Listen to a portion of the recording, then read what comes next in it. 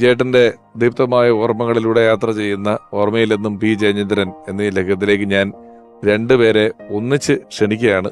നമുക്ക് അവരെത്രയും പെട്ടെന്ന് എത്തുക എന്നുള്ളത് നമ്മുടെ എപ്പിസോഡിന്റെ ആവശ്യമായതുകൊണ്ട് രണ്ടുപേരും ഒരുപാട് അംഗീകാരങ്ങൾ കിട്ടിയിട്ടുള്ള, ഒരുപാട് അവാർഡുകൾ കിട്ടിയിട്ടുള്ള ഗായകരാണ്. ഒരുപാട് നല്ല പാട്ടുകൾ നമുക്ക് സമ്മാനിച്ചിട്ടുള്ളവരാണ്. രണ്ടുപേരും ചലച്ചിത്ര പിന്നണി ഗായകരാണ്. രണ്ടുപേരും ജേട്ടനോടൊപ്പം ഒരുപാട് വേദികൾ പങ്കിട്ടിട്ടുള്ള ആളാണ്. ഹൃദയപൂർവ്വം സ്വാഗതം ചെയ്യുന്നു. ഒരു ഗായിക, ഒരു ഗായകൻ. ഗായകൻ സുദീപ് കുമാർ, ഗായിക രാജലക്ഷ്മി.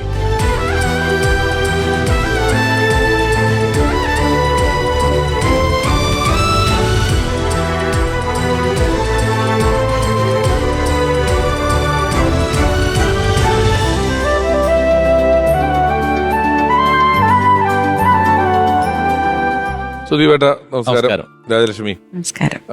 ഞങ്ങളിങ്ങനെ ജേട്ടന്റെ ഓർമ്മകളിലൂടെ പോയിക്കൊണ്ടിരിക്കുകയാണ്. ഉറപ്പായിട്ടും നിങ്ങൾക്ക് രണ്ടുപേർക്കും, രാജലക്ഷ്മിക്കും സുദീപേട്ടനും, ഒരുപാട് വേദികളിലുള്ള പരിചയങ്ങളും ഓർമ്മകളും ഉണ്ട്.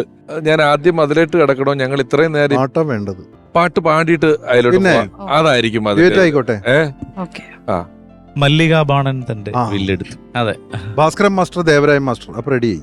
മാധുരി ജേട്ടൻ.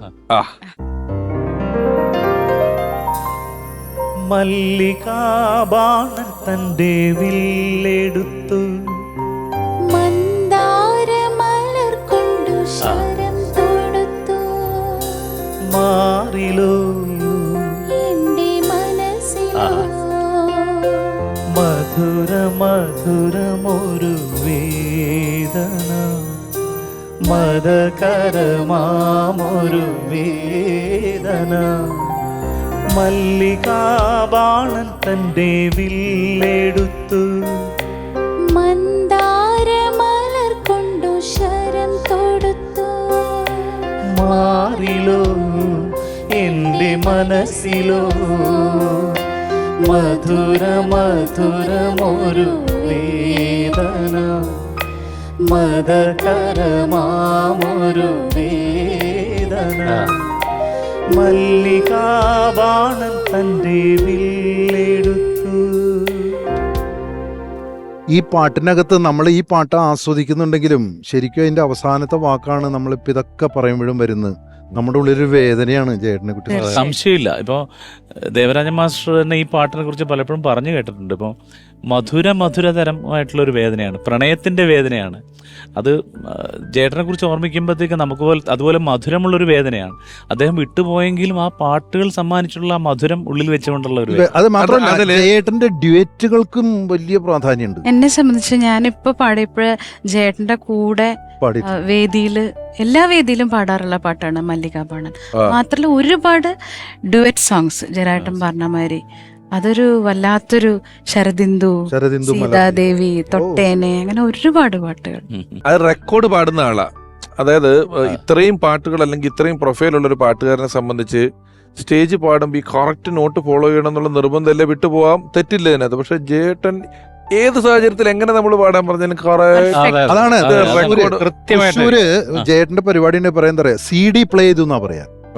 CD-യുടെ കാലം ഉണ്ടായിരുന്നില്ലേ, ആ CD വെച്ചു. അല്ല, 55 വർഷത്തിന് ശേഷവും ആ പാട്ട് പാടി 50 വർഷമായിട്ട് പാടി കഴിഞ്ഞിട്ടും മഞ്ഞലയിൽ മുങ്ങി തോർത്തി വീണ്ടും വന്ന് പാടുമ്പോൾ നമുക്ക് അന്ന് പാടിയതിൽ നിന്ന് അദ്ദേഹത്തിന്റെ ശബ്ദത്തിന്റെ സൗന്ദര്യം കൂടിയതല്ലാതെ ഒരു ഇംപ്രവൈസേഷനും അദ്ദേഹം ട്രൈ ചെയ്യില്ല. എന്താണോ കമ്പോസർ ഉദ്ദേശിച്ചത് അതിന് മ്യൂസിക് ഡയറക്ടർക്ക് കൊടുക്കുന്ന ബഹുമാനം, ലിറിക്കിന് കൊടുക്കുന്ന ബഹുമാനം. ചില പാട്ടുകൾ നമ്മുടെ ഭാവഗായകൻ എന്നൊക്കെ പറയുന്നതിൽ ചില പാട്ടുകൾ നമുക്ക് ഇത് ഫീൽ. ഇപ്പം ശിശിരകാല മേഘം ഇതിന് രതിപരാഗമോ, ഈ പാട്ടും അല്ലെങ്കിൽ അറിയാതെ ഡ്യുവറ്റ് എന്ന് പറഞ്ഞോണ്ടാ. ഡ്യുവറ്റുകൾ അറ്റംബരെയും ഡ്യുവറ്റുകളുണ്ട്. അതെല്ലാം വിൽക്കാനുണ്ട്, അതൊന്ന് പാടണം. എല്ലാ പാട്ടുകാരുടെ കൂടെയും.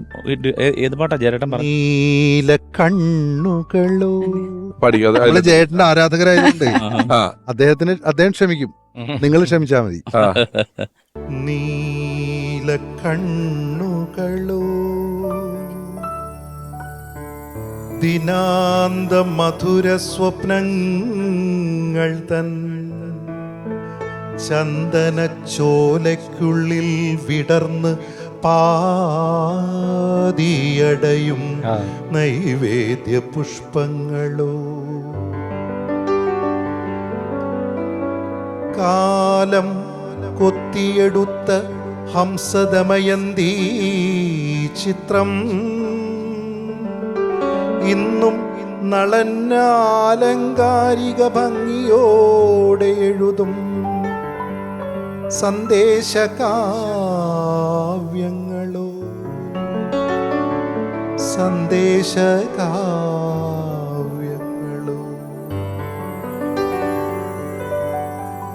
തൊട്ടേനെ ഞാൻ മനസ്സുകൊണ്ട് കെട്ടിപ്പിടിച്ചേനെ ഞാൻ ഈ ചിത്രത്തൂണിലെ